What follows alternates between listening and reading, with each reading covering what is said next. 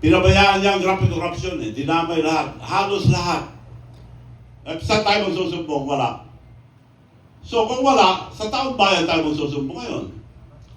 So after this, we will schedule a one-time, big-time rally. And nakikiusap ako sa lahat ng religious organization, lahat ng nagmamahal sa ating bansa, lahat ng ayaw sa katiwalian, sa grabe corruption. So lahat, inanyayaan ko kayo, pero magtatanong ako kung kailan yon, but it should be ASAP. And we will march to Malacanang. Project ni Bongbong Marcos. Pinag-iabang niya na natapos na, wala pa na. From Ilocos Norte up to all over the country, walang flood control. Puro pinabayaan niya ang grabe corruption eh. Dinamay lahat, halos lahat. Ako allocable hindi lang sa congressman. Nabigyan din si special assistant to president. Si Lagdameo. May allocables din. Saka si Executive Secretary, 8 billion ang allocables nila. So binigyan niya lahat para hindi siya mabintangan, para walang umangal. He tolerated grabe corruption para makapagnakaw lang na walang makapag-sita sa kanya. Yun ang tunay na nangyayari, mga kababayan. So magising po tayo at hindi na po tama itong ginagawa nila.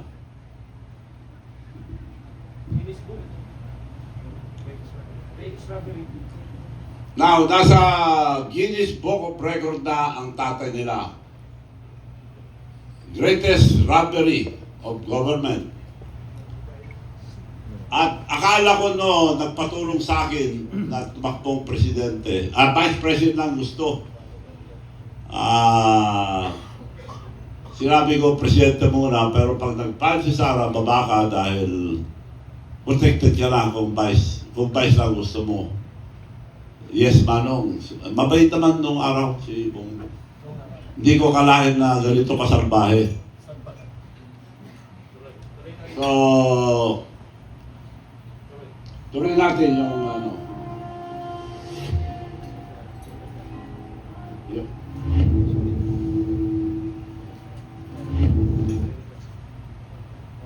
40 years. A tale of two Marcoses from father to son, a legacy of corruption. This is truly the biggest corruption scandal in the Philippine history. Noong last year, kung napansin nyo sa record, nung sinabi niya na mahiya naman kayo, right away, pinuna ko na. Dahil mula nung pinahiya ako sa Japan, nagtaka ako, pinag-aralan ko na, I scrutinize it, I studied it, I analyze it. Kaya pala, ininsulto na ako sa Japan dahil may gagawin silang masama. So, pinag-aralan ko rin siya mula nung binastos ako sa Japan. Kaya, napag-aralan ko lang to. Kaya, lalabas na sana ako last year. Pero inantay ko itong buwan na ito dahil ito ang 48th year. 40 means a lot in the Bible. Saan yung mga 40?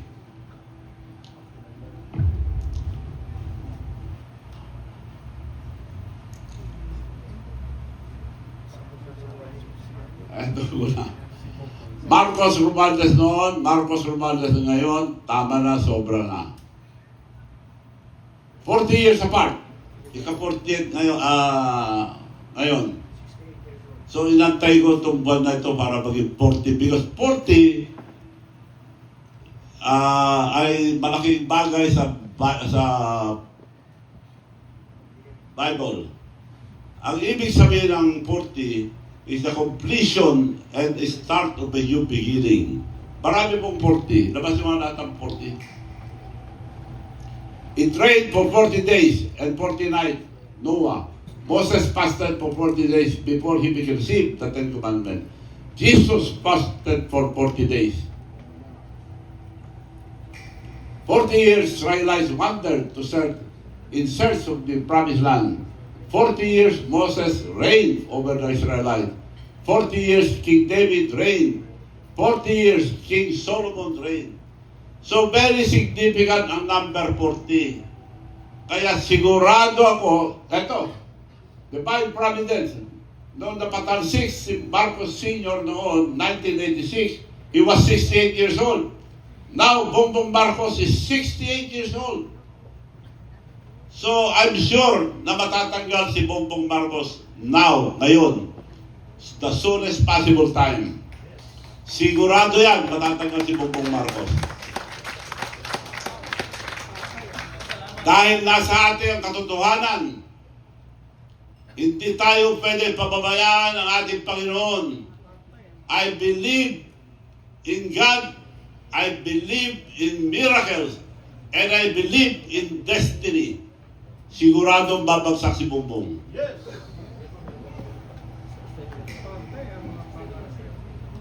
Exactly 40 years apart, Marcos Sr. was ousted from power. The country again reaches its 40th year. That may be seen as a symbol of and will lead to removal of Bongbong Marcos at any moment now. So, tapos na ba tayo? History is repeating itself. Divine Providence number 40, the Bible means a completion and the start of a new beginning. Okay na? Okay.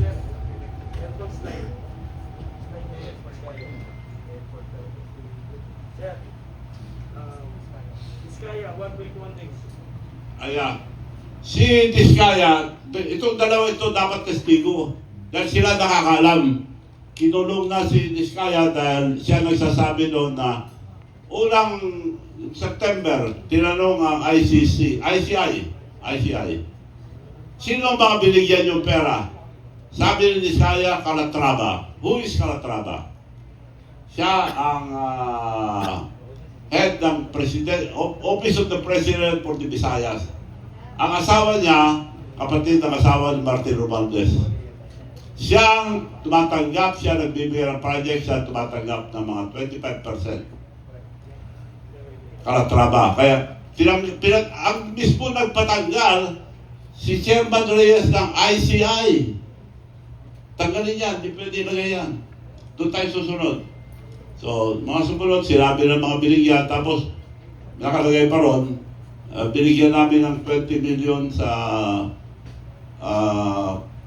pinagawa ni Speaker Martin Romualdez na radio station niya. Dahil maraming binibili ngayon ni Martin Romualdez sa radio station. So, ni-renovate nila yung radio station, they spent 20 million. Binigyan namin 20 million, sabi ni Diskaya. Wag mo ilagay yan, tanggalin yan. Reyes mismo nagsasabi, Chairman, ICI, kanukuha ng ICI, nawala na lahat ng member, si Reyes na lang naiwan na sinungaling. So si Sandy ko, 121 days bago nakasuhan, pinilit nila kinasuhan after 121 days. Nung nakahalata si Sandy ko, na nilalaglag na dahil nagpaalam na babalik na, huwag muna, kami bala sa'yo. Masyadong mainit pa. So, diyan ka muna. Nung nakahalata na nilalaglag na siya, nagsalita na. Nung nagsalita, 7 days. May kaso, may warrant of arrest. Yan ba justisya? Wala, kanukuha ng justisya dito sa ating bansa. So, etong dalawa ito, importante testigo ito dahil sila nakakaalam. Ngayon, hinahanap na yan. Pag pinatay yan, wala nang testigo. Si Diskaya, dapat ilabas para magsalita. Eh, sa tayo magsusumbong, wala. So, kung wala, sa taong bayan tayo magsusumbong ngayon. So, after this, we will schedule a one-time, big-time rally. And, nakikiusap ako sa lahat ng religious organization, lahat ng nagmamahal sa ating bansa, lahat ng ayaw sa katiwalian, graft and corruption. So lahat, inanyayahan ko kayo, pero magtatanong ako kung kailan yon, but it should be ASAP. And we will march to Malacanang. Ito, nasabi ko na kanina, si Orly Gutesa, tinago na ni Martin Romualdez. Babalik ta rin para gamitin nila. So dapat yung mga Navy, ano ba siya, Navy or Marine? Kayo mga Marine, hanapin nyo yung kasama nyo. Hinuli na ito, pinababaliktad, binaligtad na yata. Para gamitin nila, dahil siya nagturo kay Martin Romualdez. Tinago na ni Martin. Anak na ni Martin yan.